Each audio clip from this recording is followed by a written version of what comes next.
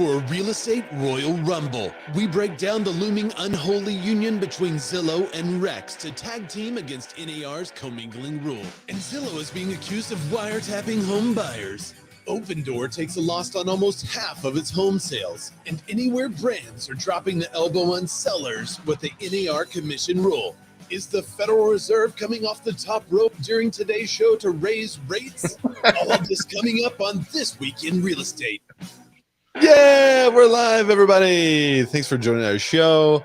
And yes, you heard that correct. During our show today, if we broadcast until 1 o'clock Central, the Fed will release the minutes. So we are on Fed Watch today.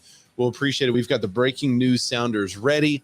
And so as soon as we hear from the Fed, we're going to be announcing that on the show. We also have a whole bunch of issues, I guess, to bring up. One of them being that Zillow is maybe in trouble for wiretapping. And a lot of people saw this headline and were like, wait, what? What? Is this a big deal? Is it not a big deal? We're going to dive into exactly what that means. There was also some breaking news that came out this morning about Compass laying out some folks. I haven't even added that to the rundown, but we're going to dive into that. Former foes. Real estate. Say again. Former foes maybe partnering up. Former foes maybe partnering up. That's right. Zillow is teaming up with Rex to fight NAR on something. And Opendoor. I mean, they're losing a ton, man. So we're going to dive into Opendoor too. I hate to talk cheese out of school, but they may soon be closed door. What? What'd you say? I hate to talk cheese out of school. Talk cheese out of school? Yeah, to avoid saying bad words, I put other words in there instead. So cheese is in place of SH. Oh. Huh. Yeah. Okay. Yeah. I was like, what kind of old adage is this? No, it's literally just me making things up because I do, coach a lot of softball and I try to keep it clean for the most part. So I say cheese instead of talk cheese out of school. But yeah. I mean, talk from cheese now out on, of school. Yeah. That should be a show title. Not to tell tales out of school, but not to tell tales. Well, guys, we are broadcasting live. My name is Ray. That's Dan. Say hi, Dan. Hi, Dan. We're broadcasting live in 4 different locations. You can find us on LinkedIn. You can find us on Facebook, YouTube, and we're in Clubhouse. Yay. And if you're joining us in Clubhouse, we're a part of the largest group of real estate agents anywhere in the entire world of Clubhouse. So it's a real estate networking club. It's that little greenhouse at the top. And if you'll click that and be sure to follow the group, you'll be alerted of other great rooms just like this one. You can also follow any of the great moderators, the people that are up here with a little green dot. If you're looking on Clubhouse, those are the people that we trust that have been on our show before, that are contributors to our show. So we appreciate you guys.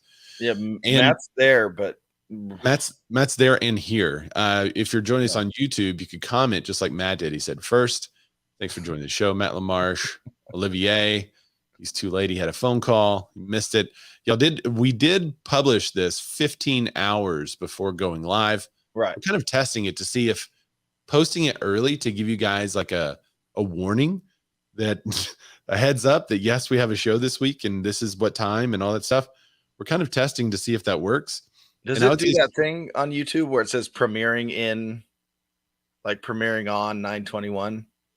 Oh, I don't know. I didn't look at it. I know it should send out an email to any of the subscribers that we have on YouTube that we're going live and what time.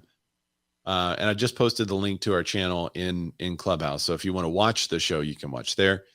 I wish Clubhouse would allow you to show people a thumbnail, because the thumbnail for this week's show took a lot. I mean, it always takes a lot of creativity, but I love it when we can nail it. So this is the thumbnail for this week's show. We're talking about Rex and NAR teaming up, and it brought us ideas of like, okay, are there supervillain teams? Are there tag teams? And sorry, hang on. Oh, there it is. Sorry, my bad. It's not on focus. Hang on, let me turn on focus. Okay, there you go. Do not disturb. And so we're talking about tag teams, and so we immediately went with the Heart Foundation. Is it Foundation or Federation? It's Foundation. Heart Foundation, yeah. Brett the Hitman Hart and the other guy. And Dan's face on this other guy's body looks perfect. I mean, it's just so good. So we're professional wrestlers on today's show to illustrate the teaming up. it looks that good because I just put on a pink Leo Yeah. and took a picture real quick, and then Ray Right. had to Photoshop his head.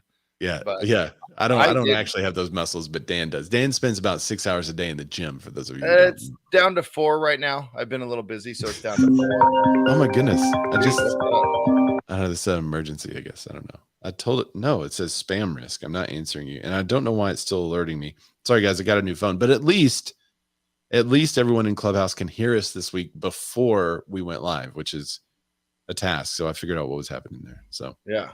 it should be on. What's up, Justin? Justin's joined the show. Thanks, man. And it's still ringing. I'm not going to answer that.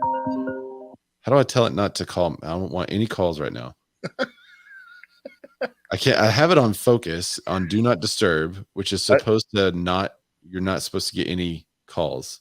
I feel like that there should have been a big announcement with last week's or whenever that was the week before's, new iPhone announcement. Here's how you avoid calls. You just, like on my phone, I just push this little button and it just turns off calls. Oh, you know what? Maybe it is that the actual physical button was not turned off. So we'll test that. Hopefully, sorry guys. Hopefully we'll figure that out. Anyway, we got a lot to talk about today. Matt says Grandpa Ray. Who's the boomer now, Ray? I mean, whenever you get a new phone, you have to figure out the little intricacies and Did you get the new iPhone? Yeah. I got it. Look, it's purple. Oh, we can't tell. Well, it's not like bright purple, but it's a purple shade of cool. Yes. And now what is that? Talk us through it. What is the phone? Oh, so the main reason I got it because the cinematography for the video, because I do a lot of video. Is that the new hotness that just released? Ooh. Yeah. This is the sweet thing. Nice. And it's got better cameras. That's really the only reason I upgrade, because I'm a creator, is when they have better cameras.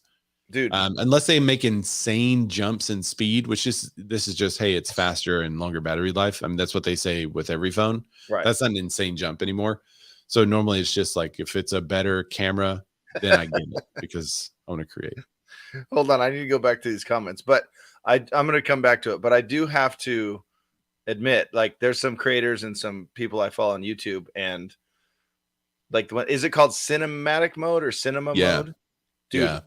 Like, they'll show the difference. Here's regular mode, which is legit. And then they go to cinematic mode. And it's like, whoa. It's the bokeh. It's literally legit. So the depth of field that it can do is pretty amazing. It's pretty legit. So let's go up to Melissa. Ray, turn your phone off. Julie Moon, Ray. Sorry, guys, I forgot to turn my new phone off. Low-key flex. Julie, that's great. Can someone help Ray with tech? And then, I mean, this is a pretty sexy phone, I have to say. Matt, no one get the new phone, obvious. It's beautiful. Right. And then Julie, dude, yeah, it's so different to turn off your ringer on that new phone. So the ringer's off. I have it on silent. But there's always like your little software issues. So it's probably the phone software talking to the Clubhouse software. Oh, that's so good. Broadcasting, because I'm using an external mic and all that stuff. So I don't know. They'll figure it out. I didn't drop a bunch of money on a new iPhone, but I did buy a new tumbler. So look at that baby right there. I mean, that's what matters. And it's clean. There's no iced tea stains. Like, it's legit. Yeah. So expect that to change over the next coming weeks when I take it out of the softball field a lot. It gets dirt and iced tea in there and stuff. It'll be good. Speaking of Tumblr, maybe we should talk about the real estate market. No, I'm kidding. That was a good transition. We're not going straight there. What kind of show is this? So no, we do have a special announcement. I want to make it with the first article. But Dan, before we dive into that first article, will you tell people what this show is actually all about? I'd love to. When Ray and I met here on the interwebs, on Facebook, actually trolling large groups of real estate agents. In case you haven't heard the story, Ray and I would always kind of end up on the sub comments of other, comment sections or sub comments of specific threads, kind of trolling the same way. And I was like, you know what? Same. We like subtle trolls. We like longer, the long game. The long game on, so 5 years from now, they're going to go, dude, Ray was trolling me the entire time. Damn it. Yeah. but I digress. And you know, at the time I had an idea for a show called the Bearded Men of Real Estate Show, because I am in fact a bearded man of real estate. And now we are This Week in Real Estate. But when I met Ray, I noticed something very interesting about him. What's that, Dan? He has no idea how to play a guitar. None. Can't even play one chord. Hang on just a minute.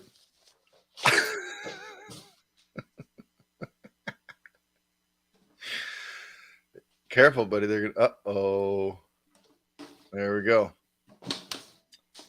Kumbaya. What kind of show is this? Okay, just one chord. There it is.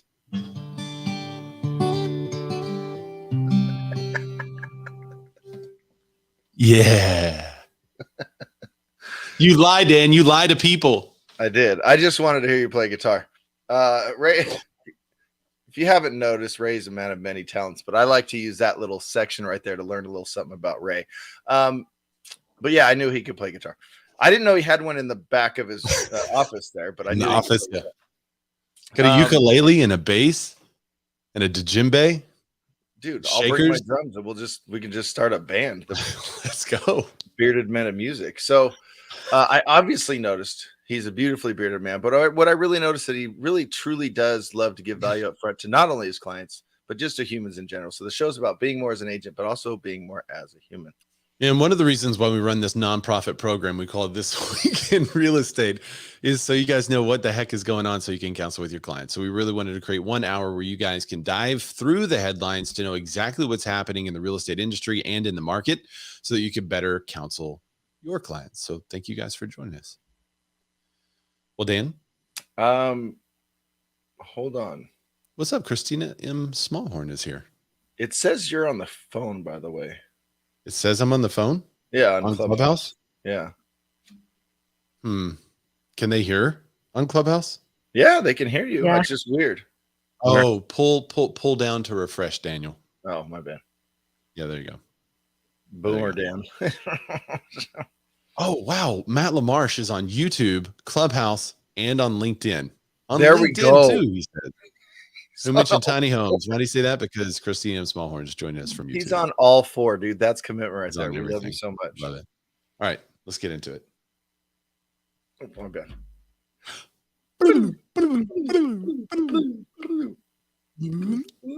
Oh, I don't know if we can get any better. Look at, so Matt's got comment. He's talking here on Clubhouse. He's commented on YouTube and LinkedIn. Now we need a Facebook comment from him. You know what? It's just because he's such a giving realtor. Oh. Realtors are donating more money and time to charity. That's right. We're starting the headlines with a feel-good note. Mm-hmm. Realtors are building deep connections with their communities, giving more money and devoting time and support to numerous causes, from neighborhood cleanups to fundraising for those in need. 38% of the nation's 1.5 million realtors cite community involvement as an important. What are we laughing? What are we laughing? Facebook user Matt LaMarche. It's really on there too already. There you go. Matt is on all four. Thank you for the 4 views today. Facebook user Matt LaMarche. What do they call that? Like when you win a Tony, you win a Grammy, you win a Like a triple an Emmy and it's like an a Oscar? triple thing, right? A triple something like that. Yeah, there you go. That's him right there. EGOT. There you go. Emmy, Grammy, EGOT. Oscar, Tony. EGOT. He's an EGOT, dude. You're we need a BGOT, right? Because it's a bearded. He got I'll come the up with bearded. it. Go into the. Okay. All right. Yeah. So realtors are donating more time and money. They're giving more. It talked about through the pandy what happened. Says, quote, realtors are deeply involved in their communities. And this report shines a light on the great volunteer efforts from NAR members, says NAR President Leslie Rhoda Smith. It is inspiring to see realtors across the country continue to boost local charitable efforts, and I'm proud to be part of such compassionate and caring group. Oh, so it's a good story, feel good story on magazine.realtor. So if you ever wonder if you have people that are like, well, what do you guys do for the community? It gives you a breakdown. Food delivery for elderly and housebound was 14% volunteered for it and 16% donated to it. Food bank, 33% donated to the food bank. That was the off the charts one. Everything else is in the teens or close to the teens about what the percentage is of participants donated or got volunteered for. So wellness calls and checks, stable. This is all about the Pandy stuff. If you guys follow The Office, I could make a Robert California joke right now, but I won't. It's right. He leaves the office to go help specifically undereducated Middle Eastern gymnasts. Oh yeah, that's right. I remember this. All right. Well, one of the reasons we're bringing this up is because I need you guys to help. So I've been nominated locally for the Real Men Wear Pink fundraiser. I haven't told anyone this, so this is breaking news on the show today. I'm going to post my little link there so that you guys can go see the page. Let me share the screen for those who are listening. If you Google Real Men Wear Pink, you'll see a Little Rock, Arkansas group, or you know what? Yeah, it's for the Arkansas Cancer Society. So I don't think there's anyone else around the country that has a Real Men Wear Pink thing. So, but there's a little button there that you could donate to save lives. And so I've been nominated as a person. Let me share the screen so you guys can see it. Do you want us to vote for you? No, it's not a vote thing.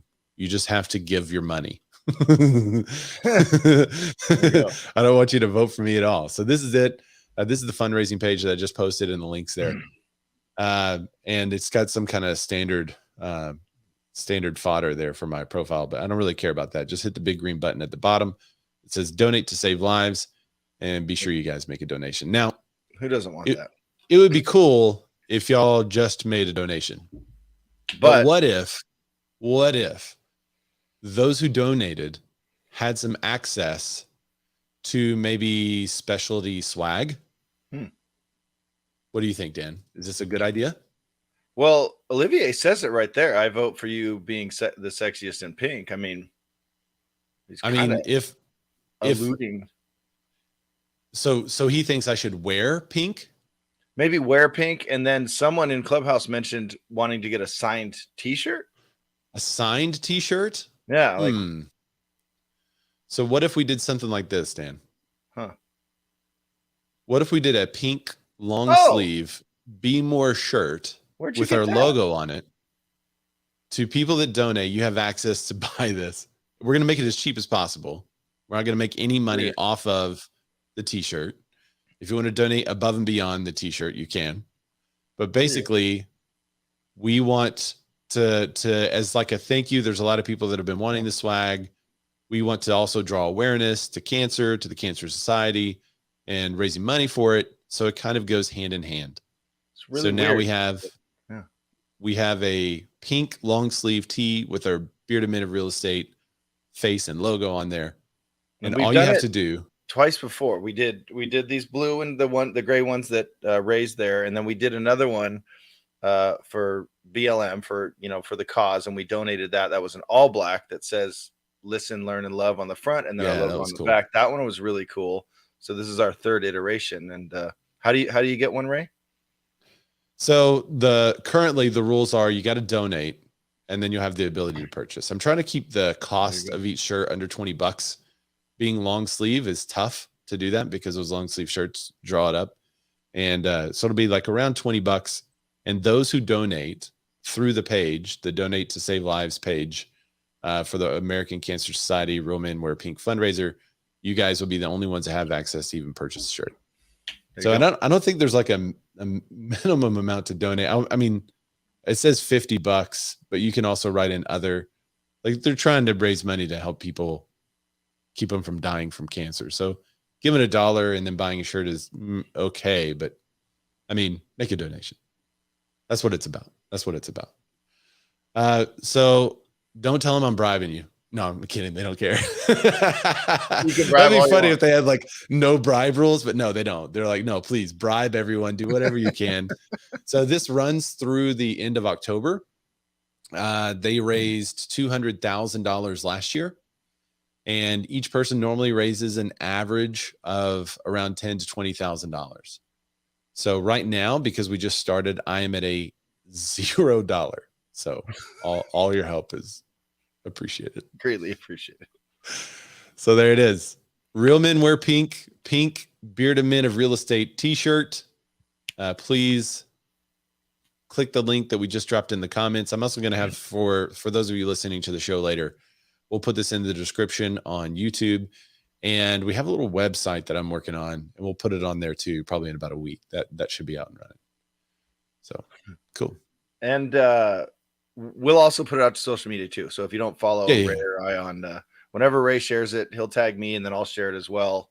So it can get out to all of our socials as well. So if you follow us there, you'll see it there. If you don't, follow us there. They're right here. Yeah. So basically everyone that makes a donation, those are the ones that are going to get the link to purchase it. You don't have to buy one if you don't want to, but the more who order that, the better, I think. That shows some more donations. They're limited edition though, like literally super limited. Like the most limited edition you could probably get. Like I have a bunch of these left, the blue ones, but they're all smalls in my closet in there. But yeah, these are basically made to order. So yeah, that's what we did. So whatever's left over, and then these pink ones are going to be the same. The black ones were the same. They were super limited run on that one. Yeah. Matt Lamar says, "Good luck. My #1 fan shirt is still processing. It is processing. You'll get it. Just maybe you should make a donation too. Yeah. If you want a signed one, just let us know. I think we can make that happen as well. We have to kind of mail it back and forth. Hey, are we going to do? You know what? It depends on the size of your donation. You want a signed t-shirt? Let's get those donations up there, and then send us a note. I want a signed t-shirt, and we'll do that. But I mean, you can't donate like a dollar. Patreon. Do it like Patreon. If you get to a certain level, then you get a signed t-shirt. Yeah. Hey, are we gonna do the same on the back too? The listen, learn, love. No, just nothing on the back. It keeps the cost less. Yeah. So if we don't put anything on the back at all, then the cost is less, which means you can give more in your donation. And more pink. More pink. So there you go, guys. Thanks for supporting the show. We love all of you. We appreciate you doing that. And thanks to everyone that bought the old original blues and grays that we're still wearing show shirts today. But we thought that would be a fun thing to do. They're super comfy. I wear these in my normal everyday life, and people are like, who's that guy? Well, I'm like, that's my buddy Ray. And guess what? That's me. Oh, I wore it. I was just like running some errands or whatever. And the checker at a store looked at me, and then she looked at my shirt. And then she looked at me and looked at my shirt. And at first, like, it didn't click that I was even wearing one of our shirts. So while she was doing this, look at me, look at my shirt, look at me, look at my shirt, I was not making a connection. I just thought, this girl's kind of interested in my shirt. That's odd. Yeah. And then she keeps looking at me. Muscles. And then she goes, "Are you on your shirt?" There it is. I was like, yeah, that's me. She was like, "That's crazy. I've never seen anybody wear the shirt of themselves." I was like, well, I didn't think about it like that, but okay. Scap, no, because nobody wants that. What did he say? He wants to know if he can donate Matt LaMarche's golf game. I think it's worthless. So I don't think that's I don't think that would work. Dude, he goes out there and he has fun. How dare you? I don't take that straight now. Scap, I got your number, pal. Christina Smallhorn says that girl was hitting on me. I don't know. I don't know about that. I think she was genuinely shocked that someone was wearing their self on a t-shirt. Why would you do that? And who's the other guy on there? Why do you have another guy with you? This guy is full of himself, is what she was thinking probably. All right. Well, speaking of full of ourselves, luxury market's still doing pretty good. Whoa. Demand for luxury real estate continues. This comes to us from Broke Agent Media. Look at that. It's a second or third story from them. So we appreciate those guys over there. This one was not written by me at Broke Agent. This is a different contributor. Disclaimer. Despite inflation, higher mortgage rates, and stock indexes with double-digit losses, and the luxury real estate market has thrived for the past 2 years. According to the 2022 Mid-Year Luxury Trends Report released by Christie's International Real Estate, that trend will continue for the rest of 2022. So they anticipate it to continue to thrive.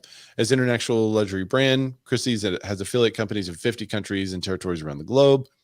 It breaks it down. Here it is. Luxury valued as a hard asset. Luxury real estate is immune to market conditions like the following: inflation, interest rate increases, plummeting stock values, bonds, Wall Street. Volatility is going up for hard assets, including real estate, especially in areas where wealth is tied to commodities like oil. Blue chip buyers are taking the long view, buying and holding. Basically, luxury home shoppers hunt for value. I don't think that's much different than what's currently happening on the market as far as home values hunting for value. We have a good thumbnail for that in the future, by the way. We do. We created one 3 or 4 weeks ago, ready for one. We're just waiting on the right opportunity. We're waiting for the headline. Yeah. As soon as I would argue that inflation helps if you're already wealthy and now people have to pay more for your stuff. I mean, I would argue that it helps them. Or if I had a big, they're also paying more for all their. They're also paying more for what they need in order to get the stuff available to other people. So it's kind of hurts them less. It's a sliding scale. And also, it's also if your private jet is already paid for, then you're not paying for the jet fuel. Well, what you do with the private jet is you buy it and then basically Airbnb your jet. And then Airbnb it out, rent it out. Yeah. And also, if you had a portfolio of 1,500 homes and prices are way up and you sold half of those or you sold 100 of those, I mean, there's a bunch of income coming in there. Or if you're a buy and hold and you have a bunch of renters in there, rents are up higher than ever. I mean, a lot of money out there. Matt Lamarche makes an observation that the audio is better on YT on YouTube in Clubhouse. Maybe it's more luxurious. Can you hear all the tones, the docile tones? Maybe that's the new phone coming through. It's not the phone. It's going through the Roadcaster just like it normally does. I don't know. It's a mystery, really. I mean, we'll have to figure it out week after week. Keep getting better. It's so good with our darker backgrounds now. That's even better. Yeah, it does look better. Yeah, with our darker backgrounds, then you play the X-Files. By the way, you guys know the X-Files, right? Are people too young to know that? I don't know if everyone knows. Everybody knows that's X-Files. Surely. Do they? They have to. That would be a real. I mean, that would make me depressed. Is that a transition? My sentiment may go way down.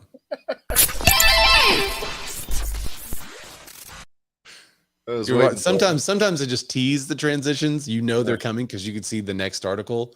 I just kind of watch your face and you're like leaning into it. Like, when is he going to do it? Oh, he got it. Yeah, there it is. So speaking of depression, builder confidence falls for the 9th straight month as housing slowdowns continue. This report comes to us from eyeonhousing.org, which is NAHB's website. So these are the builders themselves. Builder confidence in the market for newly built single-family homes fell 3 points in September to 46, the lowest level since May of 2014, with the exception of the spring 2020, according to the National Association of Home Builders Wells Fargo Housing Market Index. It's the NAHB Wells Fargo Housing HMI. Wait, NAHB Wells Fargo HMI. Yeah. Housing market index. Can we shorten it? Well, and you shortened the HMI. Read the HMI in there, housing market index. The HMI is projected ongoing decline for the volume of single family housing starts as noted in the graph below. Oh, there is a good graph. Let me add that to our screen here. Here's the graph. Yep, it's going down. It's actually going steadily up. And this is since 2012. The sentiment index back then was in the 30s. The NAHB Wells Fargo sentiment index was in actually around 25. And that's while when the single family starts at the time were at 37-ish. And that's in 2012? It's in 2012 as the market started to recover and everyone was talking about how good the market was. Yeah. And then it went up. It dipped in the pandy, went super low for like a month. And then it bolted up. It bolted up into the 90s. And you can see from the graph that the single family starts follow pretty well with what's happening with the builder sentiment. So right now the single family starts are around 65, where the builder sentiment is around 45. So it looks like that gap will close a little bit, most likely, or the sentiment index is too low right now. It'll go back up, because you see when we had the dip during the pandy, that the sentiment index was also about 20 points from each other, and that's where we are today. So it's possible that it could immediately start to turn up a little bit, or at least level out. It's just kind of a wait and see. I think this one's going to be a little longer. This one's going to be less of a V and more of a U, in my opinion. It could be. I feel like it's going to U, but not go all the way back up. Yeah, like it's gonna J, but it'll facing be a backwards the other J. way, a backwards J, where it comes down, it goes back up to around the 60s and 50s. I think that's where it's going to hover, but I do think it's going to go up pretty soon. Yeah, I would say closer to early next year is when we'll see it going back up. I don't know if we're going to see it before the end of the year. Well, here's a key stat that makes them feel not great about the whole situation is that 24% of builders reported reducing home prices. That's up 19% from the previous month. And that's like sentiment, right? I'm just trying to get Matt to do more shots. That's their sentiment. So meaning like, hey, I had to lower all, we have 98 homes left to sell in this one development. I had to lower my price on 92 of them. I'm kind of bummed about that, but I'm still going to build more homes. I know we still need more homes. Well, so lumber's back down. People want to work again. I mean, what we're seeing is a kind of a not monetary, a mindset shift where previously builders were clearing a lot and they'd have a bidding war for the cleared lot, right? Now they're building a house and selling it in 3 months. And back in the day, building a house and selling it in 3 months was phenomenal. That's awesome. Yeah. And that's not a bad market. That's a good, healthy market. But the mindset, the sentiment around that feeling is not good compared to where they're coming from. But whenever they have to drop 24%, so if they have 10 houses available, a fourth of them, they dropped price on. So that doesn't feel good to them. But 24% of builders reported reducing home prices. I'm seeing into the future a little bit here, but what if someone was taking a loss on sales of about half of their sales? Then that sentiment would go down, right? Well, if they're noticing another major company that's taking losses on homes that they bought for profit, that could be something that kind of makes them feel bad. A little foreshadowing there for you guys. That's right. All three HMI components posted declines in September. Current sales conditions dropped 3 points to 54. Sales expectations in the next 6 months declined 1 point to 46. And traffic of prospective buyers fell 1 point to 31. So it's some of the lowest traffic of prospective buyer numbers that we've seen in a long time. Which is interesting because people still want, even if you're not buying or offering on or even interested in new, you want to go see what's new. I go see new construction just to talk. I mean, mostly I ask them about their HOA and Melrose to see what it is for my clients. But I find that really interesting that people aren't even curious because, for the longest time, it seemed like for us anyway, new construction, even with all the extra fees and things or extra, stuff you have to pay here in California, it was still people looking at those homes because they build some nice things now, Go to the other article from CNBC blames, it says, indeed, builders blame rising rates for their falling sentiment. And we're expecting the Fed to raise rates again today. Now, granted, I know all the lenders are out there think, well, it's not raising that rate. And we know, but it kind of follows that trend, right? So the Fed is expected to raise rates again today. And when they do, we're on that's going to be in 25 minutes. 25. So we're going to report on that live with our breaking news sounders. We're so excited about.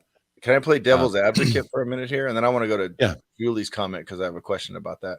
But what if, let's say, if you show that graph again, that sharp V, the Rona hit. I don't know if we can still say that or not.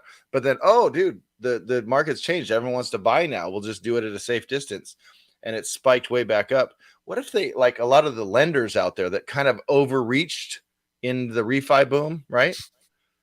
What? They overreached in the refi boom. Then they went, whoa. We got to scale back, meaning we got to lay off more than all those people we hired for the refis. What if they kind of overreached a little bit and it's kind of their own fault? I mean, what if I'm just saying, can I just say that? I most of those guys would be way too big to fail like that. Is that what you're?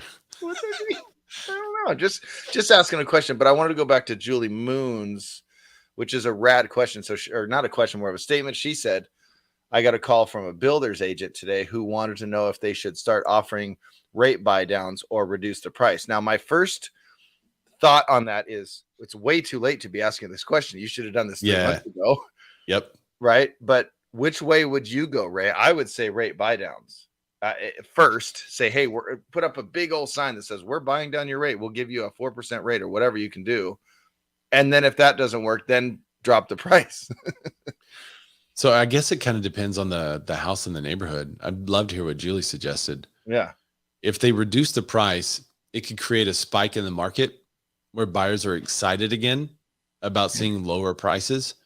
If they keep the prices where they are, but offer, paying closing costs and refrigerators and fences and stuff like that, which, they've been doing that for years, but they haven't had to do the closing cost in a while. If they do that kind of thing, then it does keep home prices artificially elevated for appraisal purposes. And I understand builders that want to do that, but they may be doing that at the detriment of selling all 10 in their inventory. If they lower the price, then they're going to have an impact on the price per foot in that subdivision, which current owners are not going to be super happy about. But it could spike the market in that neighborhood to where people say, hey, these are on sale. I would almost do it like a sale, right? Like, hey, for the next 2 months, these are on sale. You're going to get 10% off. A clearance sale. And see what kind of thing that does, but make it temporary or something. I don't know. It's just interesting. I can see why they'd want to keep prices high because it's going to help their comps and it's going to make the people that just bought in that neighborhood happier. Right. But they have to sell their inventory though. Yeah. If you have a product you pushed out, homes or otherwise, if it's widgets, if it's frog toys, I don't know why I went with frog toys. That's weird. Anyway, you have inventory you got to push out and you got to sell. At some point, you're not a buy and hold or a build and hold. You got to sell these things. So what do? It's going to have to be both at some point where you're like, okay, we're dropping. You get a 10% discount and we'll buy your rate down. Yeah, Dusty Martin, she's in Arizona. She said, to be honest, new builds just way outpaced the market and overshot the market in her area. That's interesting. So is that kind regular of in homes line with what I said? Yeah, regular homes went up 20 to 30% in my area, but they increased about 40% for most new build areas. Okay, so in some areas, even more, they were just unrealistic. And Christina M. Smallhorn says that some builders that she knows are moving to multifamily and apartments. I've also seen that.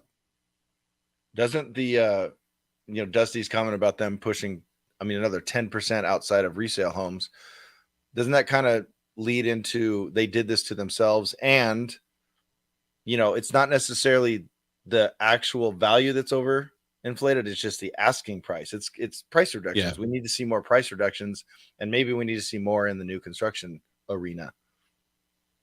Olivier, this is why I love this show. And we have people from all over the world. Olivier said here there was a land shortage, so there'll not be much of an issue, but there was a housing shortage. Having little land to build on doesn't help. Yeah. So you have labor, you have materials, you don't have land. Dang it. Right. So Jason Bates, a good question. Does this count as a correction? I don't think so. It's got to be the values, not the. Isn't it the value change and not a top line unsold price? We would, and yeah, actually we what would things have are to selling see. it? We would have to see the last exact match, or. Well, so we know that prices are up 5 to 6% year over year, even with all these price drops. Right. So it would have to be a correction from Another that standpoint, 10%. wouldn't it? Another 10, so 15%. 15%. Right. Wouldn't that be a correction, meaning the values that homes previously sold for are now 10% less? Right. Isn't that a correction? I don't know. That's a great question. I'm not sure how an economist looks at it. Yeah, it is. It's a great question. Jason says value is a lagging indicator to sales prices. That's true, but prices were up like 30%. So if you see a 10% drop in price, you're still up 20% over what you were last year. You could see a 29% drop and still be in the black. Still be over where you were last year. There has to be some sort of, I don't want to say correction, like adjustment or math that they're using to put it. Okay, so things just jumped over the last 2 years 35%. That's astronomical. That'll never happen again, or maybe it will, I don't know, but there has to be some sort of adjustment from that where we all have to understand, even if it came back 10%, let's call it a correction. Who cares? But it's not this big crash, this big, we're all failing. It's just more of an adjustment. But even with all the price dips, the price drops, the price corrections, whatever you want to call them, we're still up about 4 to 5%. Well, we say Christina Smallhorn says, I still believe we'll be sitting flat for quite a while. So we say we're still in the black, but homes listed on Zillow, they've seen drops for 2 months.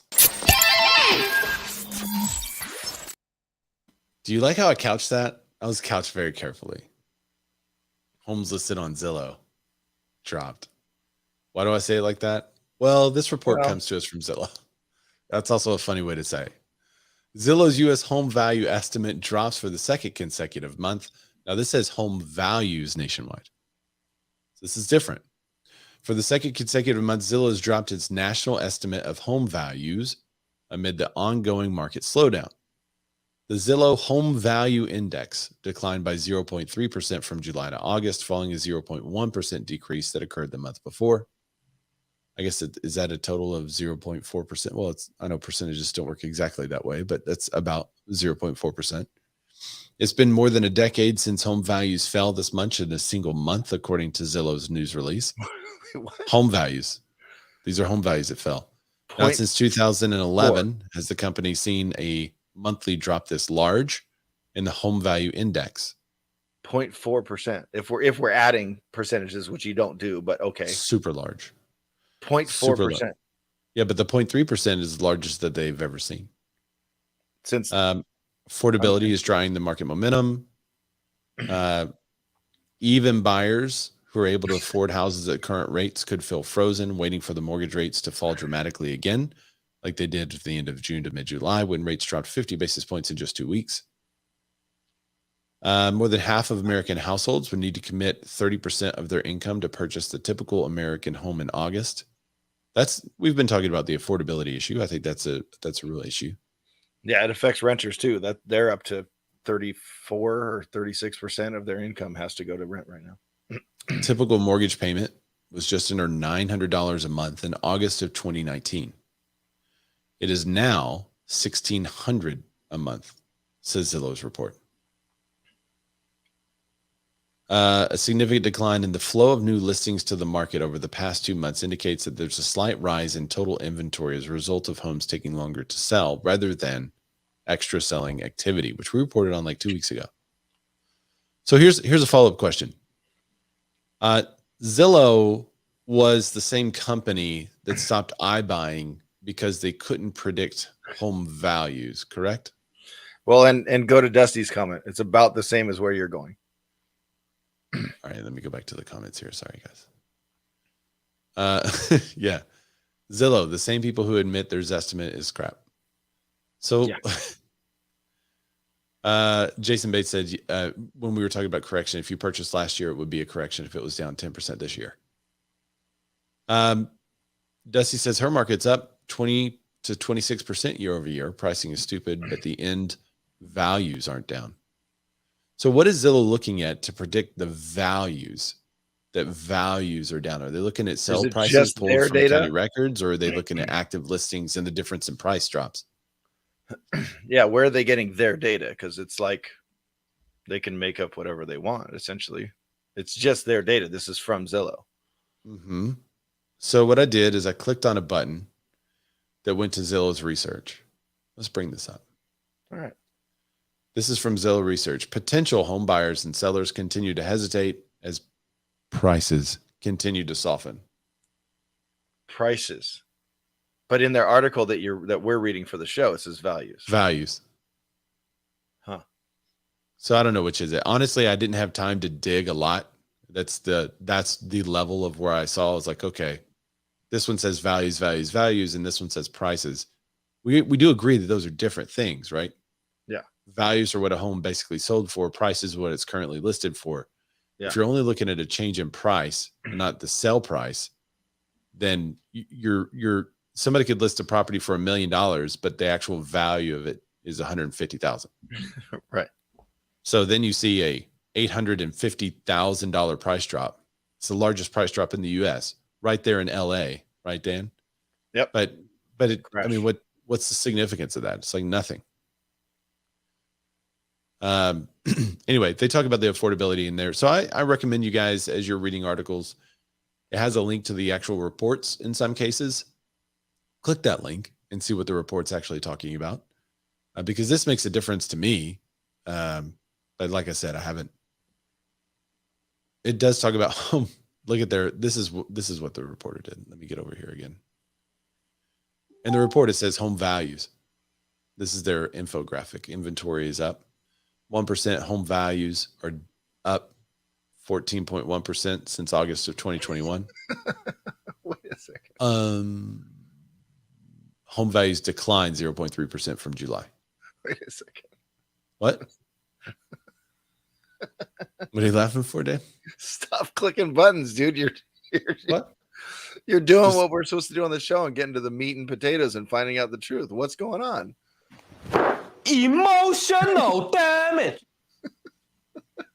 Well, stop clicking buttons, dude. You know when Ray, when you're reading through an article and it says, Zillow pulled stats for, and then stats is highlighted like a link. Yeah, it's a link, clickable link. Don't do that. You're not supposed to click that. Don't go to the source. Yeah, don't do the source. It's just them saying like if you wanted to, but don't do that, especially not live on 4 different platforms where a lot of people are listening and watching. I know. Don't do that. Don't do that so other people can see it. Right. That's crazy that you would do that, especially when you found a nice, easy, convenient infographic that said 14.1%. It did say home values, though. Values. Home values are up 14.1%. But looks like they decreased 0.3%.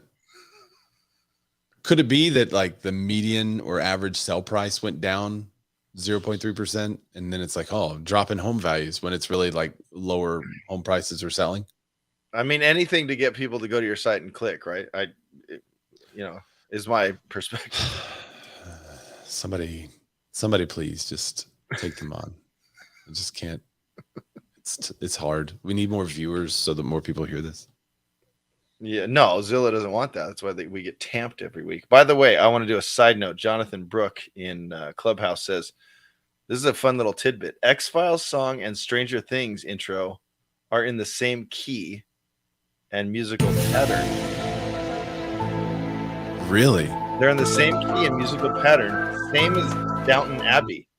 Isn't that weird? Oh, so yeah. Maybe that's why we all love. You all love the Stranger Things intro, right? I mean, dude. Dude. Like, I can just listen to that. Like, every time I've watched the series, which is, I think, 3 or 4 times through now, and I've watched it with my daughters, I'm like, we do not skip this intro. You have to vibe to this intro. I'm going to see if I can find it. Interesting tidbit. Thanks, Jonathan. Yeah, Jonathan, if you can find that.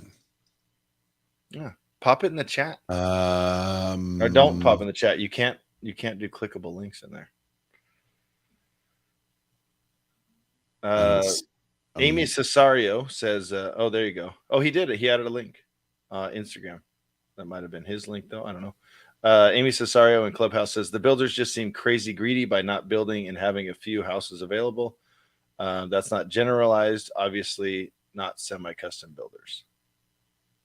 Jonathan, you have to send that to me on Instagram. I can't click it. I can't click it in the Clubhouses. Clubhouse does not allow clickable links. Maybe one of our contributors can get it to us. Get it to us in the back end there. Dusty, the one we're playing, that's X-Files. Yes, you're right.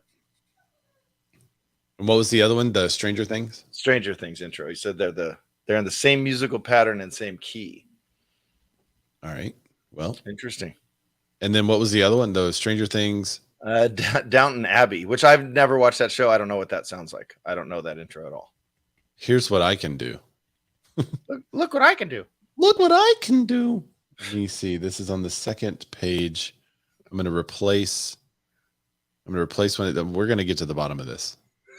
What kind of show is this? We're going to trade it right there. Oh, hang on. Almost there. It's got to download. I can definitely hear the two, X-Files and Stranger Things. I can definitely vibe to those the same. What is happening? It's not one to. Oh, there it goes. All right, we're uploading it, and then we'll finally get to the bottom. Thank you, Jonathan, for the information. Yeah. We're going to do an experiment. This is going to be hopefully we don't get banned from YouTube for playing music. There's a All right, you whole ready? bunch of stuff happening on Twitch and YouTube. We won't get banned. We're good, dude. Here it goes. Here it goes. Okay, got that one? Yeah, similar. Yeah.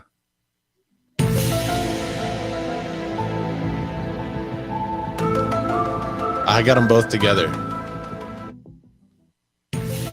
Oh, the boo doo doo doo doo doo doo doo doo. Yeah. That's the part. That's the part. That same key right there. Yeah. There you Interesting. go.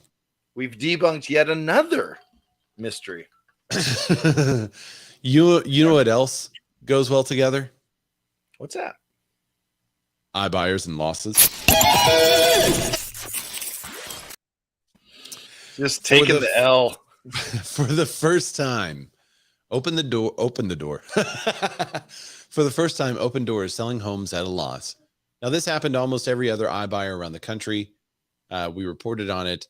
Opendoor at the time said that they were going to be the last bastion of hope for iBuying, that they had figured it out, that they were more efficient, that their numbers were correct.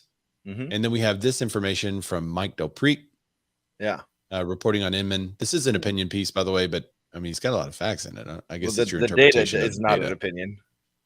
So Opendoor's buy to sell premium, the difference between the purchase resale price of its homes, has reached a record negative low. Why it matters: for the first time in its existence, Opendoor is entering a territory where in aggregate, it's selling homes for less than their purchase price. So that doesn't tell us that they're not making money from it. Although have they posted a profit? I can't remember if they're the one or it was the other one. They were getting closer to it. Their losses were smaller. They had the smaller losses. Okay. Yeah. So Opendoor just partnered with Zillow. In 2022, it's different. Transposing Zillow's performance in 2021 to Opendoor in 2022 shows similar deterioration in the buy to sell premium. So basically, they're showing the year over year, Zillow in 2021, Opendoor in 2022, and they're showing the pattern of where it may lead. Their stock is slipping. Is it? Yeah, it's been on a downward decline for 5 days. Let's go back a month. It was at a high. I mean, I'm back a month. It was on a high September 12th, and it's been declining. I mean, it's declined $2 since then. So can we just dive into the reality real quick of what's happening with Opendoor and why they're not making, or why it's difficult to make money in the model? If you had an investor, let's say you had an investor client, we all get the investor clients and they're like, hey, I want a 30% ARV and a 20% year over year annual return. That's like what everyone wants because they watch Bigger Pockets. So if you had an investor that said that, and then they said, however, we're going to buy every home who they fill out a form, we're going to buy, and we're going to charge them 10 to 15% to sell. And that's going to be what we pay, what we get paid. And also they're going to pay another maybe 10% or 5% in repairs. And we're going to take some money off the top of what we pay the contractors. That sounds like a really good business model, because you're making 15 to 20% from each property and then paying out whatever expenses you have to pay out, right? It sounds like that should work. Where they're getting into trouble is with the potential resale calculations. It's the data that is inaccurate for them. And specifically, like, that's why they're not in my market, because you can have really fancy houses by not so fancy houses, and it throws off the algorithms. It's really hard to predict what's going to be worth what. Right. And that's why real estate agents that have been in the business a long time that can do that make a lot of money in their local market. And it's why it's difficult for a machine-based algorithm to take into account the same things that the realtor can, because the realtor knows, and eventually maybe they'll have more data and can do this, but right now it's just ahead of its time, because the realtor knows that the one that sold down the street for a little less had green shed carpet, but the one that was right next door was totally remodeled and flipped and looked great, even though the photos online were bad. And also, because that realtor was in the house. And when you know an area, you're gonna okay, down the street there, that one's right next door to that weird guy, that kind of hoarder guy. He's actually nice, but he just doesn't ever come out. He's got old cars everywhere. Like, Zillow and all these, algorithms can't figure that out. So if you're right next to that guy, or does it really know if you're under a freeway overpass or close to it? There's a bunch of different We have a lot I'm of sure in the freeways future, I'm sure in the future they're going to figure those things out. That seems like Sure. easy things to input the data to in turn. But right now, the local agent is the expert and has more ability to determine what it could actually sell for. And that's on The the other bigger problem, scale. And then you talk about the shag carpet or the old wood paneling. I mean, that's how do they know that without physically seeing a house? right? How And do you the know other that? problem that was happening to Opendoor that we had reports on from our contributors is that they would remodel a house, fix and flip a home, and you could tell which one was an Opendoor flip because it was done on the cheap. All And of them. the buyers could also tell. And if you do a flip on the cheap, you might fool some investors. Actually have a lady now that has contacted us to sell a property that she's owned for 3 or 4 years. So it was supposed to be a great investment by one of those turnkey deals, you know, that's like fix and flip, and then we'll hook you up with a property manager. And she's totally getting taken on the deal. She paid way too much for it because she's from out of town. She didn't know better. They had great photos of the home, and it's been totally trashed by tenants. So now she's going to wind up selling it for less if she can even get rid of it. So that's basically what Opendoor was doing, but wanted an owner occupant to then go purchase the property after the lazy flip. Well, So and that, let me add to the flip thing, because here, like in the LA area, you cannot do a half-ass flip. You cannot. It would you know. I mean, I guess if you're, you just can't. Buyers are too smart now. Maybe where I did see it work was in that weird 2012 to 16 market where you could just kind of do the Home Depot flip and get max money, but it was really just lipstick on a pig. But the last few years, buyers are too smart. They watch too many, you know, true flip TVs or true flip shows where they see the actual value, and then they'll go and realtors, I think, for the most part, have helped on that. Like, look, yes, this house may look good, but we would need to do an inspection here. And then you really go in and look, and the, you know, where the fridge goes in, it doesn't quite match up with the countertop and that stuff. But then you go right next door and they put all the extra touches on this one. You're like, dude, they're the same price. I want the one with all the extra touches. yeah. Christina M. Smallhorn brings up a wonderful point, as usual, because we know she's a YouTuber. So when she brings up a point, it usually relates to this type of topic. So she says, that reminds me of the old flipper days prior to the last crash. Thanks for working that in. Yeah. We mentioned but that's crash, true. now Like, we're gonna get thousands of views. we need fire. Actually, we got to do some kind of fire in there. Yeah. But that's exactly, like, I remember the days prior to the crash. I was started real estate in 07. So we had a good year or so before everything started tumbling down. But she's exactly right. Like, there were flippers doing flips on the cheap back then because they could get anyone could just buy it. Right. And they would pay a premium for it too. Yeah. And it's, you just can't get away with that. LA specifically, but even out, you know, I live in the Inland Empire, San Bernardino County. It's the same thing. Like, buyers know now you cannot do that. And it's really, really blatant when you walk into it. First of all, Opendoor makes it's so easy to get a showing. It's a number, and then you call it, and it's really awkward, and they give you a code, and then you're like, oh, my personalized showing number, whatever. But it's really dumb. And then you go in and you're like, if there's, you know, if you saw 3 Opendoor homes in any of these markets around me, I know you don't have them right, but you would see the same exact flooring, the same exact paint, and usually old carpet left around. If it was really bad, they'll do the carpet, but for the most part, it was flooring and paint, and that's it. They wouldn't do anything. Are they all doing like the luxury vinyl plank flooring? Yeah, that's it. Or just vinyl plank flooring. And it's always that gray, and then they do either a white walls or a gray walls, depending on what flooring they use. It's all the same thing, and it's done so poorly and so quickly and so haphazardly. And then you throw in Scap's comment that they'll buy your house based off their horrible data algorithms, then go and manipulate the data to create even more bad data. Wonderful. Yep. I mean, it's a model that I don't see how there you go. We have fire on the show now. I don't see how it could work, especially Christina Smallhorn with the fire. Especially, they overextended themselves again. They bought so many houses that now it's time to sell them, and the market has shifted. They did not plan properly, and now they've teamed up with Zillow, who already closed doors on iBuying. So Close the doors on about him. Very good. Christine Smallhorn says a for sale sign with foreclosure on top and fire, and you've got a viral video right now. Boom. She also says beige carpet, beige paint, white trim. Yeah, but now it's gray though. Right? Everything's gray and carpet, gray paint, white trim. Yeah, that's the difference in these days. Gray, and then every now and then you do a blue door and you're golden. Julie Moon says, "Were those people flip burned?" They were flip burned. Did you get flip burned? If you guys don't know about our for burned, then you should check that out. It's when people were put on forbearance without wanting to be on forbearance. That's the best thing we've ever done. Although this new thumbnail is pretty lit. I do like this thumbnail a lot.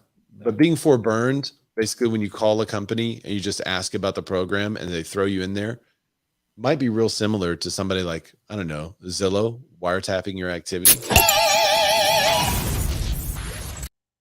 What?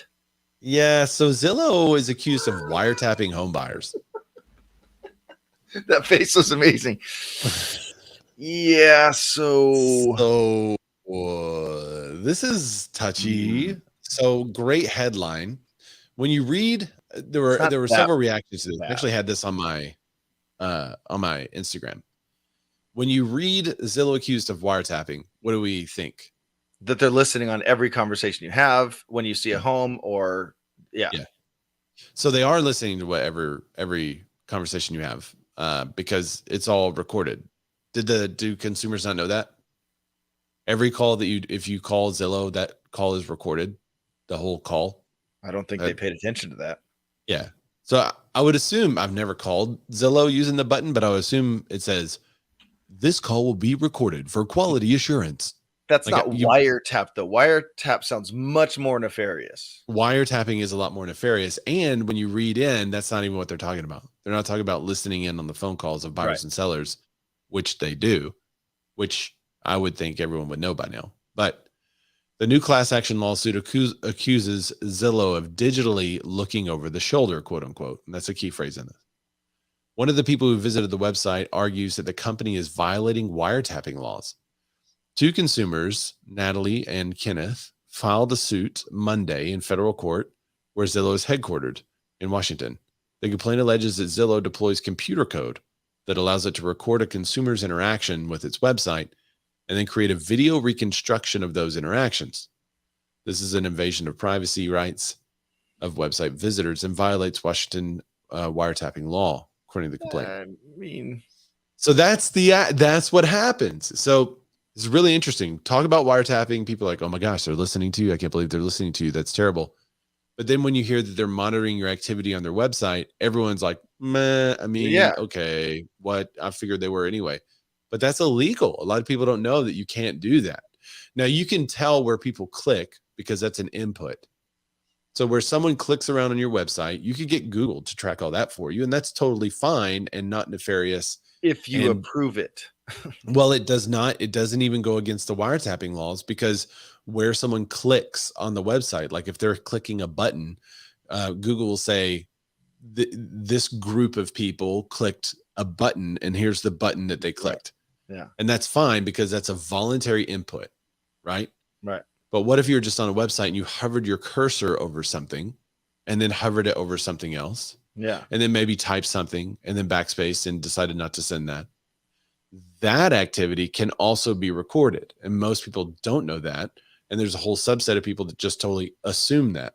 But I don't think this is new. Like this isn't, this isn't new. This technology has been around for years and years and has been banned for years and years. Well, Armando says it in Clubhouse. He says the government wiretaps us all. You're literally, everyone is holding the wiretapping device right here. Except for Apple users who take privacy seriously. Yeah, go ahead. Go ahead. Tell me that they don't know every single click you do and every single location you Tim cooking up a conspiracy. So the suit also claims that recording customers' online interactions results in electronic equivalent of looking over the shoulder of each visitor of Zillow, their entire duration of the website. And another complaint says that session replay code used to record the consumer's activities being deployed clandestinely. Wow. While session replay code is utilized by websites for some legitimate purposes, it goes well beyond normal website analytics when it comes to collecting the actual contents of communications between website visitors and websites. Zillow says they're transparent with the privacy policy, which explains the type of information we collect. We're aware of the lawsuit. It's interesting. Yeah. I mean, for years, people have been using this type of data to make the user experience of a website better.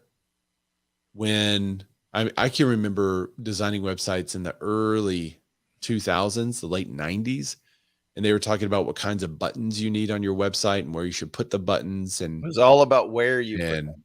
maybe Where I guess it was people the late aughts that they were talking about tracking people's usage on your website and where their eyes go. Yeah. Does it mention anything about that, where eyes go? No, it doesn't. That would be insane, because they have that. They can literally track where you look. They can do that. Well, you can also track eyes on phones without using the camera, because now they're all with the AR.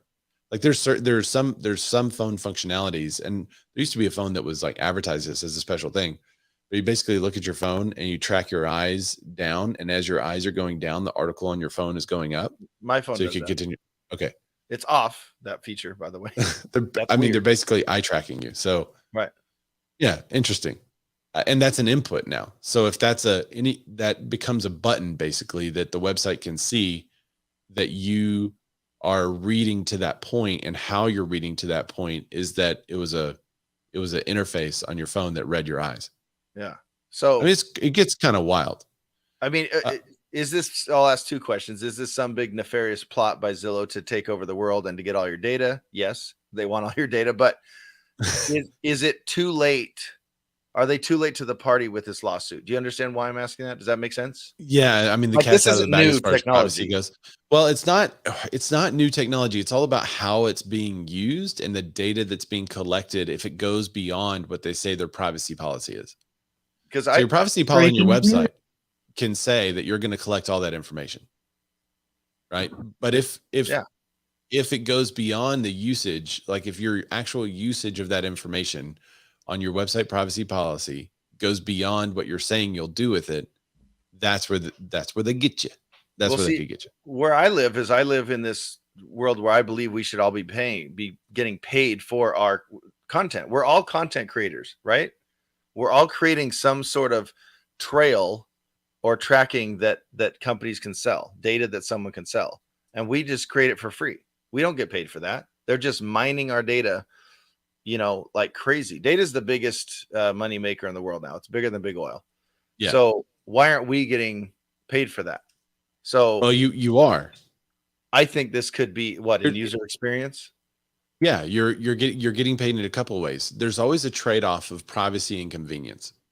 So the more convenience that you want, the less privacy you'll have.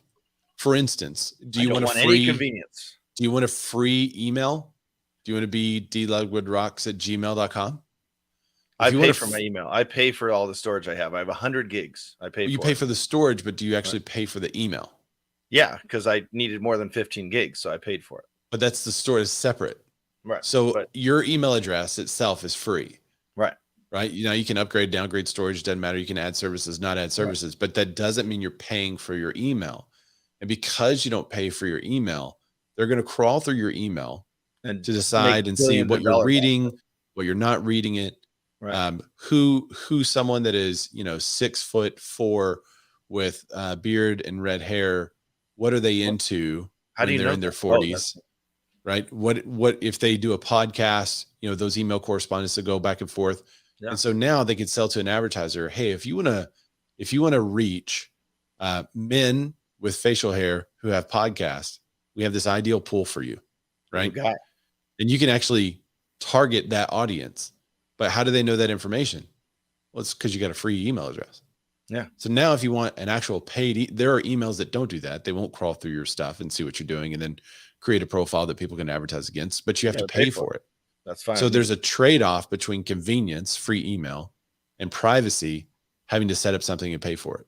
There's also web browsers that are all private. There's Tor browsers and things like that, you know, without getting into the dark web.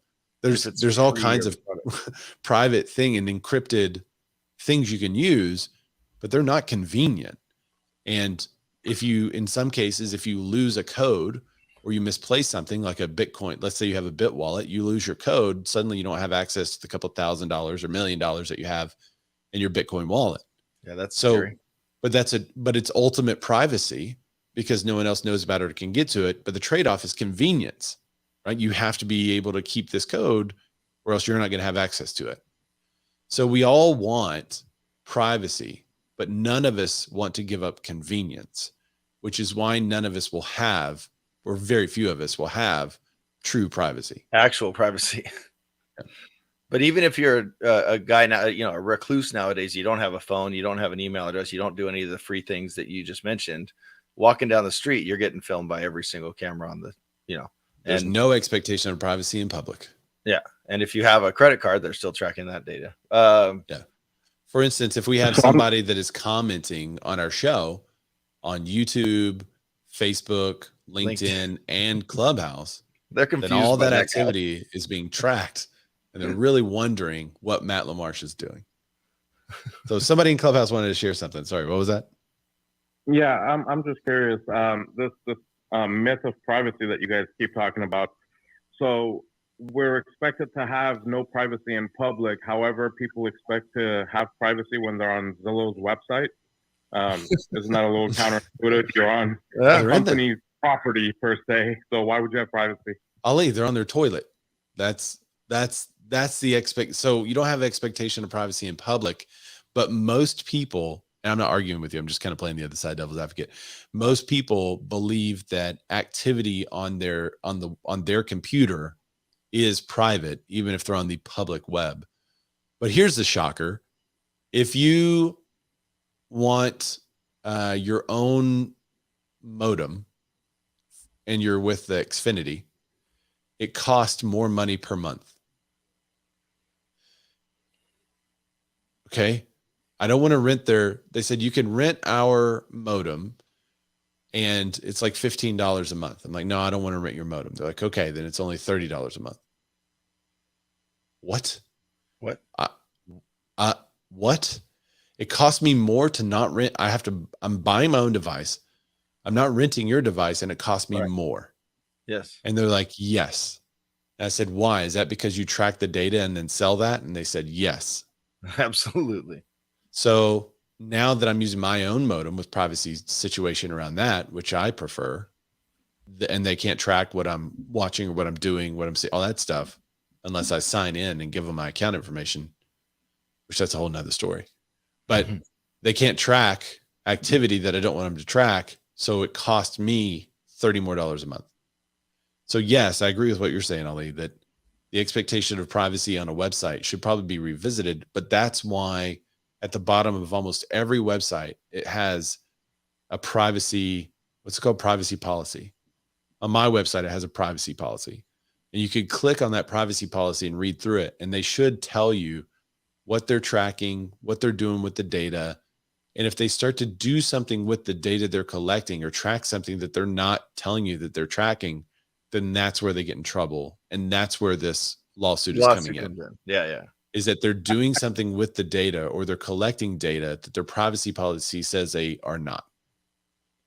And I guess my problem is when they rolled out Alexa and they rolled out that Google HomePod or whatever. Yeah. Those things were actually recording your conversations at home and uploading them to a server. Granted, they said they would delete it in a timely fashion, but they were actually recording people inside of their house, having private conversations, waiting to listen to like, hey, Google or any of those phrases.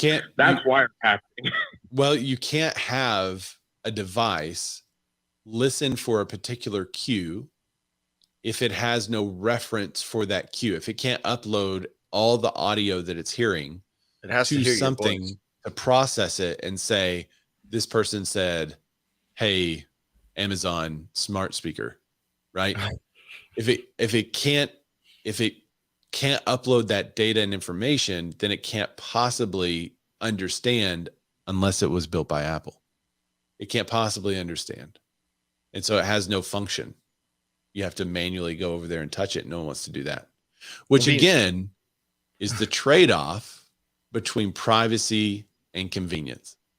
If you don't want to go touch your smart speaker to activate it, then you have to be able to say a word to it.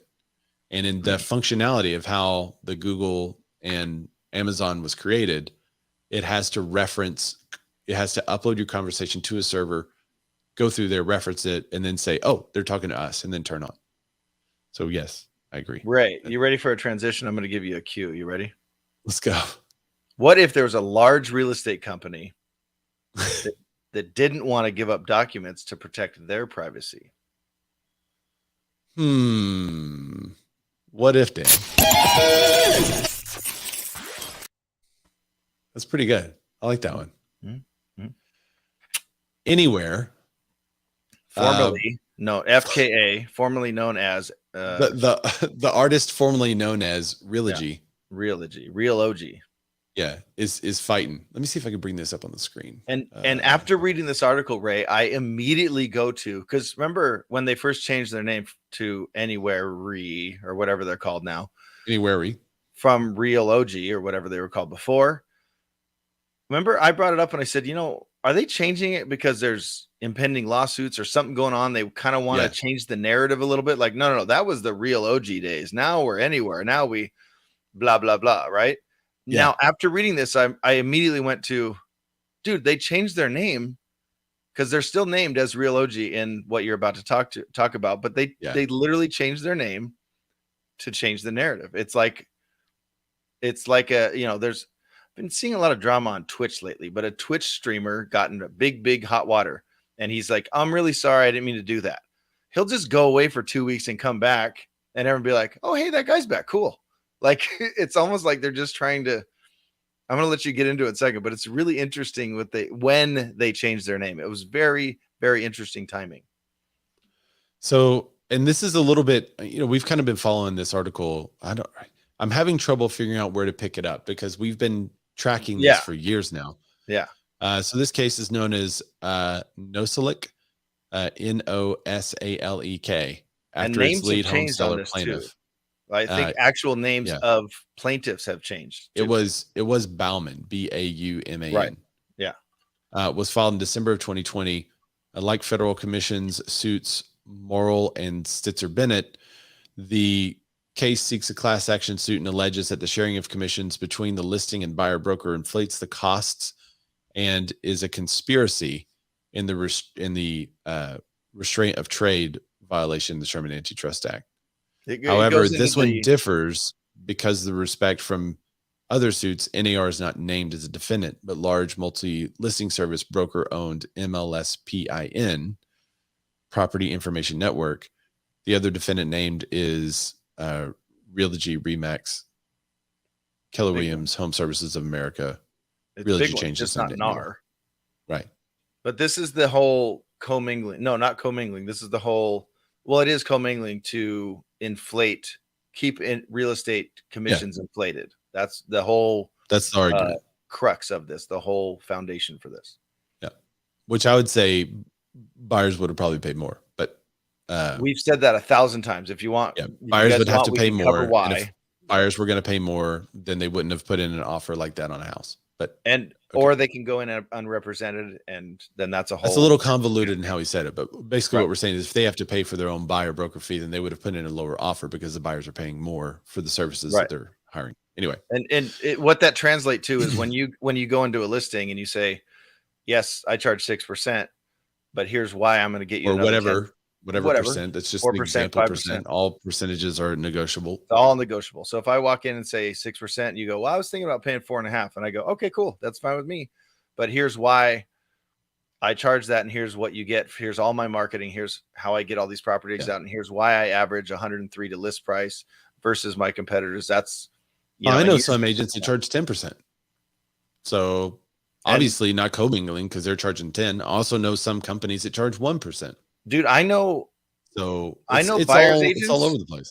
I know buyers agents that charge a flat fee of 3%, and it's crazy to me. So if the listing is only offering out 2%, then the buyers So have get to their come up percent. with the other 1%. And it's absolutely insane to me, but it works for them, and they find the value, or It they depends give on the value services back. that you're offering. I mean, if you can Right. offer kick-tail services, then people will probably pay for it.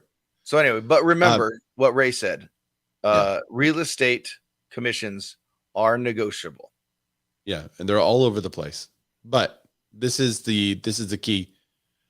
Last month, the plaintiffs filed a motion to compel Realogy Anywhere to produce all documents relating to its implementation of the rule across the country. This is the buyer broker commission rule, not just in the MLS PIN service area, which includes Massachusetts, Rhode Island, and New Hampshire.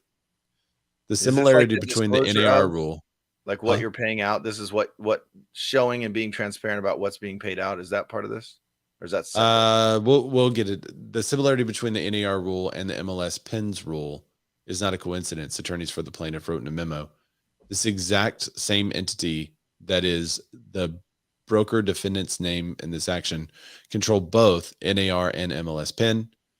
Although the discovery is still ongoing in this case, plaintiffs here allege that all of the broker defendants, other than Keller Williams, directly control MLS PIN's board, and that all broker defendants exert functional control over the MLS, requiring their prospective brokerage operations and franchises to follow the MLS PIN's policies and number of brokerages.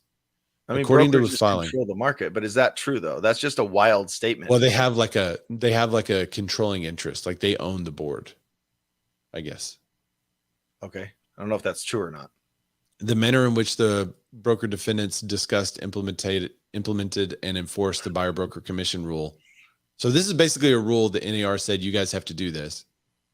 So they're like, okay, we're going to implement this. But they're saying in the way they did it is what creates the antitrust. But wasn't the rule in response to some other thing that came up? And we're like, yeah, sure, we'll implement this rule. And now they're like, okay, but you implemented it wrong. Yeah.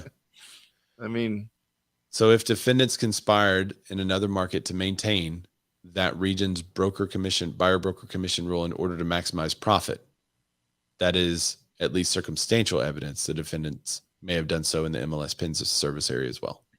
Okay, Ray, I want you to go with me here. You ready? We're at a local basketball court, one-on-one, and we're gonna pick teammates. Okay. Ready? Okay. And you're like, yeah, dude, anyone here, pick anyone here.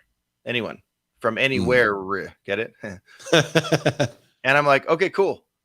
My dude's right over here. He just happened to be behind the bathrooms, but he's coming out. And out walks a 7'1", 310-pound guy. And I'm like, yep, that's my teammate. And you're like, well, wait. You said I said you could pick anyone, but not that guy. So they said, no, we need a rule in place that does this for us. So we're protected and there's no antitrust. Yeah. Okay. Well, not that rule. No, we wanted a different rule. I mean, we're doing what you ask. We're trying to be more transparent. We're trying, we did the whole, we did the coming soon. Now, so what they're claiming is through implementing the rule, they fixed cost. That's what they're claiming. And they want the documents to prove that they fixed cost. And Realogy is like, I'm not going to give you anything. Right. So now what do we do? Realogy says they've already agreed to produce discovery relating to the origins and development of the MLS PINs rule to the extent that it is much discovery in its possession or control. Basically, to the extent that it has any such discovery in its possession or control. In other words, we don't have anything else. Right. Why wouldn't they? Supposedly there was some kind of rule or email or something that went out that they want. Why wouldn't they show this? They're like, you have everything. Why would we withhold anything else? Because it all goes back to, what do they want to prove? That no matter what, real estate commission is always 6% or 7%. Like, what are they going for here? It's probably, if I had to guess, I think that they are predicting that Realogy used an example in there and said, okay, guys, I'm just going to make up something ridiculous. That way we don't get in trouble. And okay. If they said, okay, guys, y'all are all charging 75% from now on. And this is how we're going to break it down. If you were to charge 75%, this is how we would break it down in the MLS. Dan would get 25%. Someone representing Ray would get 50%. So there's the example. You have to do this. No, well, there's cannot charge any less. Yeah, you have to. That's the split for us to all work together, but you can charge whatever you want. That's probably like they use that as an example, but then say it's, you know, but they're excluding I'm guessing based on what we're reading here. It's kind of difficult to peel back all this stuff. Okay, let's peel one more layer back. So they got all their discovery, they got all their stuff and said, no, there's something else. We want more. Yeah. Because we want to see the part where it says you have to charge this, but then they're going to exclude the part where it says, or you can charge whatever you want. Yeah. It's your business. But they did not name NAR in this one. Now, however, Realogy opposes the plaintiff's efforts to expand discovery in the case beyond MLS PIN's service area, despite the fact, quote, despite the fact that the plaintiffs made a strategic decision not to sue the National Association of Realtors, presumably in order to avoid having this case transferred to one of the courts presiding over the cases that the plaintiffs claim are related, in which NAR has been named as a defendant. They now seek nationwide discovery about NAR and NAR rules. Well, I don't know what the discovery would be. That there's so they're trying to find. We all say we charge this much. Yeah, but I've already said it on the show. Probably there may be a piece of information that they know is out there that they can't get to unless it's discovered. I guess you could say, or else maybe it's considered hearsay. I'm not an attorney, so but it has to be discovered. Going, hey, ask him for this. Well, you need this. Well, they know it from the other lawsuits that are going on, right? But it was maybe something that was sent through the NAR. And maybe because it was an NAR thing and they're not named in the lawsuit, they don't have access to it. Not Realogy. But they want that without naming NAR. I don't know. I'm trying to understand it as best as I can, guys. Interesting. But basically, they want to document, and anywhere Re is saying no. And are we still of the belief that this is a good thing? This is more transparency is a good thing? Yeah, I mean, I think more transparency is good. But I think a lot of people in these cases have a bent association of what real estate agents actually do for consumers and how it affects the market. Or a very there's, economists that are making statements or claims or saying, well, this is, because a real estate agent's involved now, it's going to be more expensive, but they really have no idea what they're talking about as far as how free markets work. Right. And I think that's probably the biggest problem is that there's an absence of understanding from some quote unquote experts that have testified in other cases that, I mean, we even have taken down on our show and be like, well, that's bollocks. And here's why. So. Yeah. And it's possible that, getting the word out to more people, because I feel like everyone should know that real estate is negotiable, everything. And there's always that old adage, right? Everything in real estate is negotiable. I've written in, I think I've said this on the show before, very nice, luxury home. I wrote in that my clients wanted the Ferrari in the garage because you can do that when it's cash. Yeah. Well, the garage was all Ferrari'd out. It had the full on, like from Ferrari, lockers and all of the gear and everything. Nice. It's like, well, we need the car to stay to go with that. I was like, well, let's write it in. You got to have the car to go. Yeah. It was an 83 308 GT. So no, it didn't stay, but welcome to Dan Ludwig's real estate and auto sales. Right. I will write. I always say I'll write I'll write in the fans if you want. I'll write in the TVs. I'll write in the chairs. We can write anything we want. I mean, I hopefully this gets the word out there more. I have another question though, Ray. Yeah. Are you ready for another transition? I'm always ready. What if Godzilla and King Kong? What if they actually teamed up to go against the world?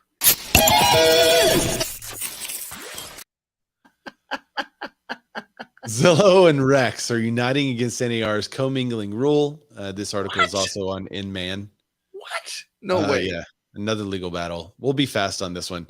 Zillow is inviting nemesis Rex Real Estate to join forces against controversial National Association of Realtors rule, even as the battle of wills between the three agents in court. About 2 weeks ago, after reports that departing Rex employees were allowed to keep their laptops as severance and an employee wiped potential evidence from their laptop, Zillow asked a federal court to order a discount brokerage to turn over at least 250 employees that left Rex since January of 2021. That's interesting. Zillow has neither legal nor factual basis for this intrusive discovery. So where do they team up? According to Zillow, Zillow will be submitting a formal response to Rex's last filing. We continue to encourage Rex to join Zillow in advocating for industry rule that changes would allow for sale listings displayed on Zillow to appear where they were in the past, basically in the same tab. Well, so Rex's whole argument was, hey, you put us in a different tab and it killed our business. well, we had to. Zillow's like, yeah, we want everything in the same tab. That's what Zillow is saying. Right. So Zillow is recommending they team up. Right. Godzilla is recommending that King Kong. By the way, Rex isn't King Kong. They're not. They're more like, I don't know, Mothra or something. I don't know. They're not that. So the MLS's NAR spokesperson Mantel Williams told Inman, per NAR guidelines, individual MLSs choose how their listings are displayed. MLSs provide consumers with the most accurate, transparent, up-to-date information. Right. But we're talking Zillow, their national website, their worldwide website, really. And because they became a broker. But remember, we got to go back to Rex built their business on the back of a whale. And if the whale has to change their business, what's going to happen to the little parasite? In the nicest way possible. Yeah, respectfully.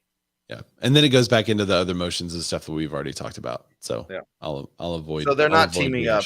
Zillow's just saying, hey, we would like you guys in the same tab too. It's cool with us. They didn't team up. Zillow thinks it'd make their website better too. And but they would have to change that in all the MLSs across the country in order for them to do that. And then why wouldn't Rex just become a broker? They think because they believe that they keep their prices. You can still charge whatever you want if you're a broker. They're a part of the NAR now, but then they're out of business. So it's like, it's a little too late. Yeah. I mean, if they were actual realtors, they could still charge whatever they want. And then their listings go in the MLS. I mean, yeah, you would think that a company that would be a part of the association would be better, maybe have a better chance of hitting it, maybe not laying off a whole bunch of workers. Opendoor is part of it, right? And they charge whatever they want. Yeah, they buy things whatever they want. They're doing not doing too good though, Dan. Bad example. Just for example, because another one.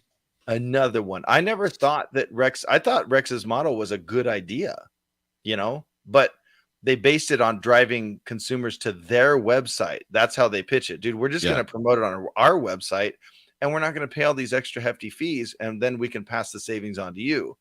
But then they were like, we can also advertise on Zillow. Mm-hmm. Oops, now we're in our own other tab. We can't do that anymore. Well, and slight changes in technology could mean big changes for real estate companies. I mean, I don't know, Compass. Well, and also Ray's, he has to figure out his phone now. He didn't know how to use his phone. Yeah, I had to figure. It's a slight change in technology. Compass lays off more workers with technology department hit hardest. Oh, tech guys. 3 months after cutting 10% of its workforce to prepare for worsening markets and headwinds, New York City-based brokerage Compass announced Tuesday another round of layoffs concentrated with its tech department. Another one. Today, we reduced the size of some of our non-agent facing teams, focused on areas that do not impact our day-to-day experience. What'd that be? Well, don't the Compass tech guys spokesperson declined to share exactly how many people were let go. News outlets stopped short of pinning down the number of layoffs, but suggested appear to be hundreds of employees from the tech department were axed. Aren't they a tech-based real estate company? Mm-hmm. Did we talk about the Sirhan's take on Compass? No, It was good. Like he had a good note on it, which I agreed. And I think we've echoed on this because we have a lot of friends at Compass and we like Compass as a brand, and we like our friends at. So Sirhan's with himself, Sirhan. Okay, now. Dude, I've always said he likes Compass. He likes the company, what they stand for, what they did to the market. Yeah, and because of what they did, it pushed these other companies to excel and do well. And because of that, now we're in a different spot. But he did stop short of saying that, like, I hope they make it. He didn't say that. He was just like, there's good people over there. We like them. Hopefully they've really pushed the market. And because they have such a high burn rate, it's going to be difficult for them to continue. Basically. Remember when we started talking about them, 2018 with the signs that light up and, but also their marketing was just so good and so clean. And they really pushed the tech enabled thing. I remember companies like literally going, oh, what? Tech enabled? What's tech enabled? I mean, 20 years too late, but it really, I think Sirhan's right. I think it did push big companies like Keller Williams and Remax to really get on board and and remember, Century 21 retooled their entire image, and I believe it would be because of, maybe not solely because of, but because of what Nick Compass Bailey was doing. Nick Bailey, friend of the show, helped orchestrate all that. Yeah, he went over and changed. He was like, "All right, cool. We're going to change all of these things." They're like, "Oh, you can change the logo." He's like, "All right, I'm going back to Remax." That's cool. But I think maybe because of what Compass was doing, they were so clean and so tech based and so simple with all their marketing and how they show homes. I think they pushed a lot of agents and companies forward. Yeah. But I think their burn rate is just too high. Their operations and how they have so much to change that is the literal function of how they operate. But I think they're also going to get forgiveness from those agents that are still there. I mean, from what I know, those agents are super loyal. They love their brand. They love what the Compass has done for them. So I anticipate them giving up more because it's one of the things that killed them is they were bringing on these gigantic teams and not taking any money from them. They're bringing on the teams, hopefully have the team. Giving them bonuses. Once they had the popular kids, they wanted everybody else to come join and then pay those bills. So, now it's kind of a wait and see to see what happens. But definite fall from glory. It might be a necessary evil, unfortunately, to trim. And then when do you I don't want to say that derogatorily. Is Refkin the founder or is he just CEO? I think he's both, isn't he? I mean, when do you change CEOs? Oh, I typed flounder. Well, I mean, it says Compass founder Robert Refkin. Yeah. I mean, that's hard to replace a founder, I guess. But why wouldn't the founder hire a CEO in this situation? It seems like that would maybe set him on a different path. Kind of get a fresh take, fresh eyes on it. Yeah. I mean, that's what Gary Keller does. He did that, yeah. And maybe he does it a lot. Keller Williams is about to enter something strategically difficult. He hires a CEO. They start to fail at something. He fires the CEO. That's just, but he's still the founder. All that dude cares about is being the founder and showing up at family reunions and playing guitar. Reunion, man. That's what, and playing guitar on stage. That's which we know real estate and guitar mix. We know that now. We learned that at the beginning of the show today, didn't we, Ray? Yeah, Refkin is the founder and CEO. I would think they would probably install a new CEO coming up. Like that sounds like a move that would put them on a different path and show that they're open to new ideas and running the company better. Doesn't it? Yeah, that's a great idea for shareholders. Hey, look, I'm going to take a step back, and we have this guy who's proven in A, B, and C categories. Yeah, let me introduce you to Nick Bailey. Yeah, in a rebuild and regrow environment, we want to keep it positive and shift and pivot into a new world of a new era of Compass, and we'll be back at the top just like we were when we started. Yeah, here's a guy that used to run. Here's a guy that used to run. What's the fanciest version of like an Uber, like a most luxurious version of an Uber? They could get the better guy. That guy's available. No. There would be no attendance of Zoom calls. They would know better. We'd have zero masterminds would work if the better CEO was there. I'm about to give you a $10,000 bonus. Be on this Zoom. JK, LOL, you're fired. Emotional damage. And it didn't affect me that much. I'm going to be fine. Luckily, hopefully I'll keep it together this round of firings.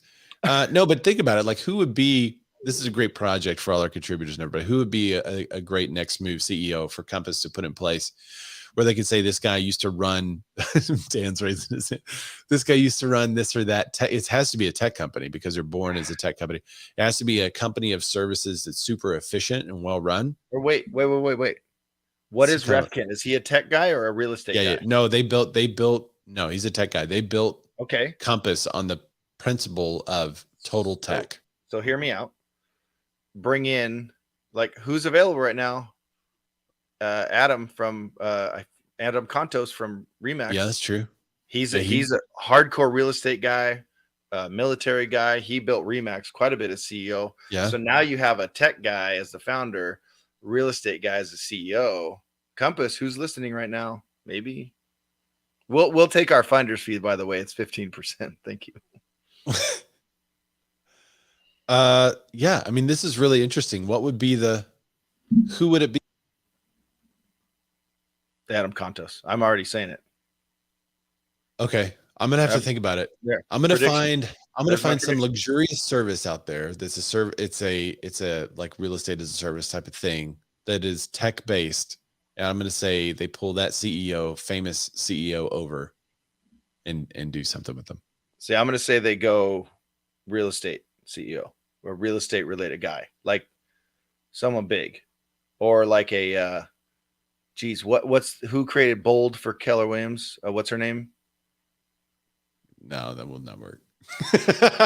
Kokoska. Yeah, Diana Kokoska. Like someone that's done some things in real estate. Speaking of big, Breaking news from This Week in Real Estate, hosted by the Bearded Men of Real Estate.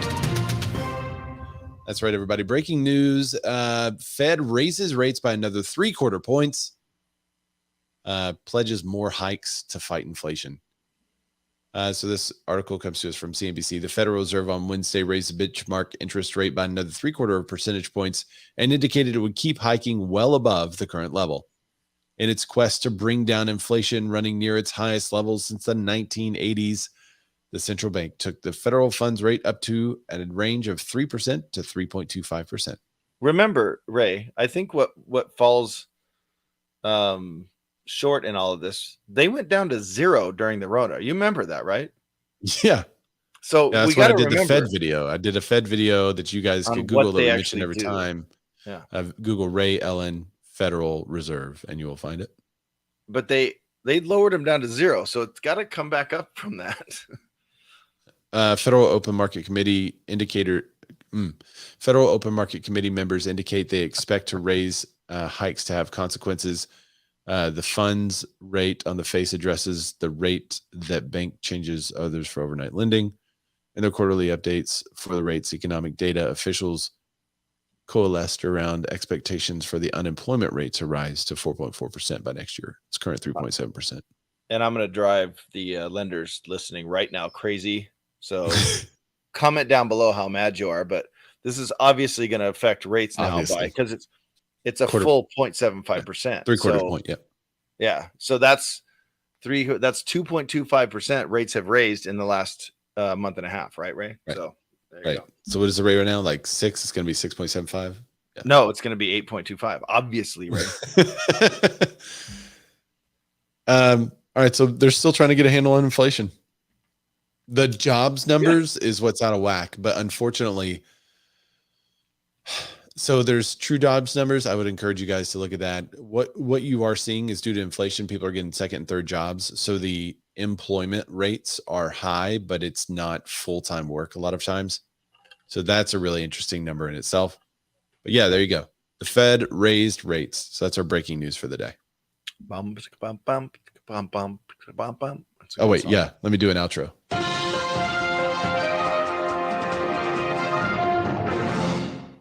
All right. There you go. We have an intro and an outro. I mean, it's such a fun show today. Oh, but it's over. It is over. Oh, thanks everybody for joining us. I want to remind you to go to the Real Men.